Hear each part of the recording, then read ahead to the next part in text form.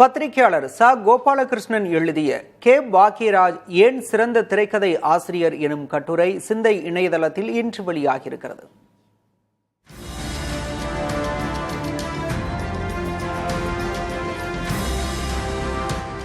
தமிழ் சினிமாவில் திரைக்கதை மன்னன் என்று போற்றப்படும் இயக்குனர் கே பாக்யராஜின் தனித்துவமான திரைக்கதை எழுதும் திறன் குறித்து கோபாலகிருஷ்ணன் எழுதிய இந்த கட்டுரை விவரிக்கிறது. ஒரு சாதாரண திரைக்கதை ஆசிரியர் போலல்லாமல் கதைக்களத்துக்குள் நாயகன் வருவதற்கான காரணத்தை கூட கதையின் தேவையிலிருந்து மிக வலுவாக முகிழ்க்கச் செய்பவர் பாக்யராஜ் என்று இக்கட்டுரை போற்றுகிறது. முந்தானை முடிச்சு படத்தில் பாக்யராஜ் அறிமுக காட்சியிலும், மௌனகீதங்கள் படத்தில் சரிதாவின் அறிமுக காட்சியிலும், இது நம்ம ஆளு படத்தில் சோமயாஜுலுவின் அறிமுக காட்சியிலும் அந்தந்த கதாபாத்திரங்களின் குணச்சித்திரங்களை முதல் காட்சியிலேயே கோடிட்டு காட்டிவிடுவது இவரது மிகப்பெரிய சிறப்பாகும். சொல்லாதே காட்டு என்ற திரைக்கதையின் அடிப்படை விதியை தனது கூர்மையான காட்சிகள் மூலம் நிரூபித்தவர் பாக்யராஜ்.